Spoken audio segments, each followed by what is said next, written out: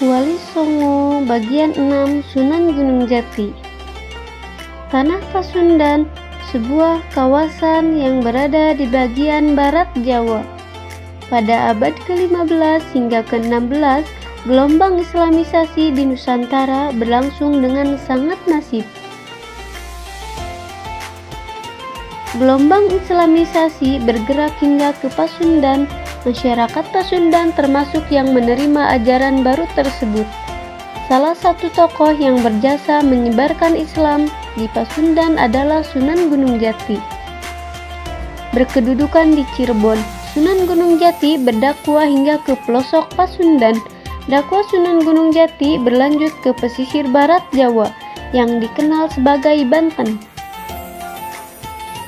Aktivitas dakwah Sunan Gunung Jati ini kelak akan melahirkan dua negara bercorak Islami, yaitu Kesultanan Cirebon dan Kesultanan Banten. Dalam beberapa catatan sejarah, Sunan Gunung Jati dilahirkan pada kisaran tahun 1448 Masehi. Beliau lahir dengan nama Syarif Hidayatullah, merujuk pada naskah Mertasinga yang dikutip Agus Sunyoto dalam Atlas Wali Songo.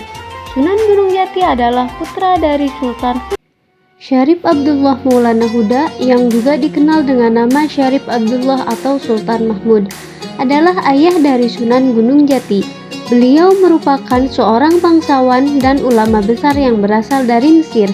Syarif Abdullah memiliki garis keturunan Rasulullah Shallallahu Alaihi Wasallam melalui jalur Sayyidina Hasan bin Ali, sehingga termasuk golongan Ahlul Bait yang sangat dihormati dalam dunia Islam.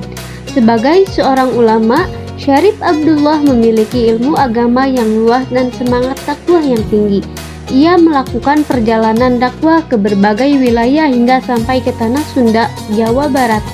Tujuan kedatangannya ke Nusantara adalah untuk menyebarkan ajaran Islam secara damai, bijaksana, dan penuh keteladanan.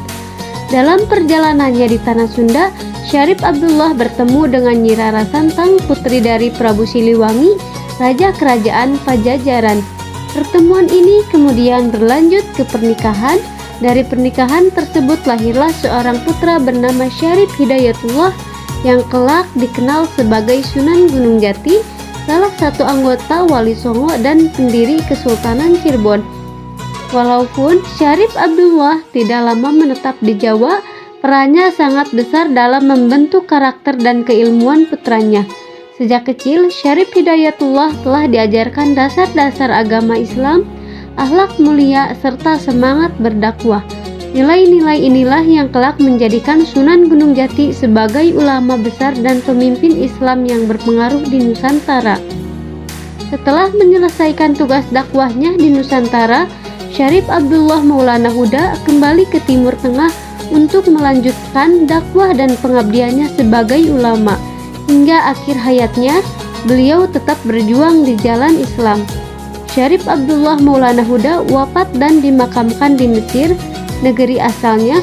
Meskipun makam beliau jauh dari Nusantara, warisan ilmu, akhlak, dan dakwahnya tetap hidup melalui perjuangan Sunan Gunung Jati dalam menyebarkan Islam di tanah Cirebon dan sekitarnya. Sedangkan ibu dari Sunan Gunung Jati adalah Nyi Rara Santang, putri dari Raja Pajajaran. Menurut sumber lainnya, itu naskah Carita Purwacaruhan Nagari.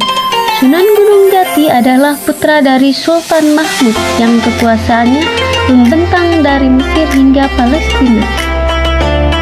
Naskah tersebut juga menjelaskan tentang ibu Sunan Gunung Jati, Nyi Rara Santang, yang dikenal juga dengan Syarifah Mudaim. Sunan Gunung Jati disebut memiliki adik perempuan yang bernama Syarif Nurullah. Berdasarkan naskah sejarah, wali pendidikan Sunan Gunung Jati bermula di Mekah. Saat itu beliau berguru pada Syekh Najmurini Kubro.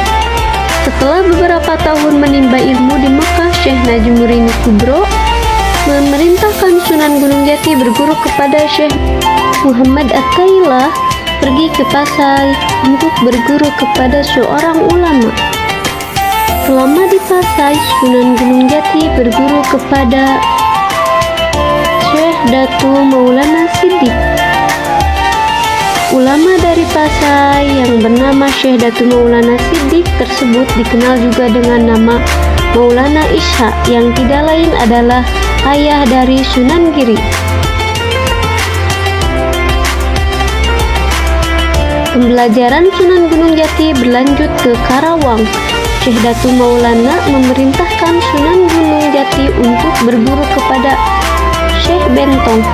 Setelah sampai di Karawang, ternyata Syekh Bentong menolak menjadi guru Sunan Gunung Jati. Beliau justru ingin belajar kepada Sunan Gunung Jati. Syekh Bentong kemudian menunjuk Syekh Haji Jubah sebagai guru Sunan Gunung Jati. Namun Syekh Haji Jubah bersikap sama dengan Syekh Bentong. Syekh Haji Jubah kemudian menyarankan pergi ke Kudus, menemui Datuk Barul. Sesampainya di Kudus, Sunan Gunung Jati disambut dengan gembira oleh Datuk Barul. Selama beberapa tahun Sunan Gunung Jati belajar kepada Datuk Barul. Setelah dirasa cukup, Datuk Barul kemudian memerintahkan Sunan Gunung Jati pergi ke Ampel Dintang, berguru kepada Sunan Ampel. Selama di Ampel Dintang, Sunan Gunung Jati dipersaudarakan dengan Sunan Ampel, Sunan Giri, dan Sunan Kalijogo. Bertahun-tahun lamanya Sunan Gunung Jati belajar dengan tekun di Ampel Dintang, hingga kemudian Sunan Ampel memerintahkan pada Sunan Gunung Jati untuk berdakwah di pesisir utara bagian barat Jawa, yaitu Cirebon.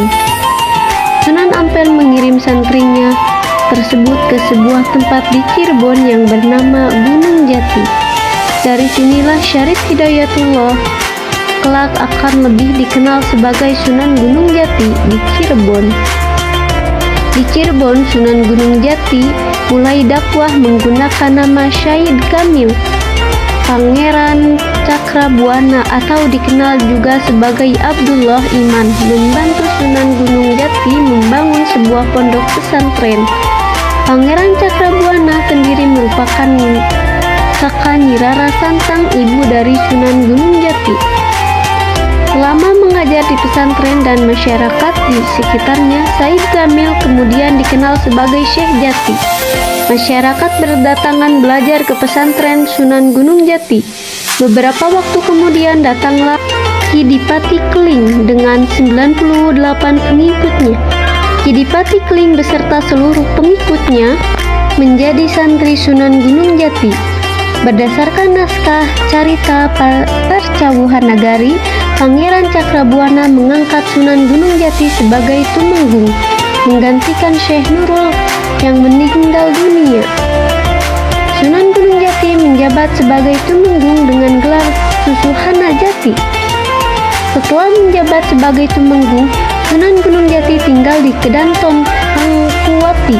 Pada masa tersebut Cirebon masuk ke wilayah Kerajaan Pajajaran. Semenjak Sunan Gunung Jati menjadi tumenggung, Cirebon menolak membayar upeti ke Pajajaran. Akibatnya Raja Pajajaran mengirimkan pasukan yang dipimpin Tumenggung Jagabaya Cirebon untuk menanyakan penolakan pembayar upeti.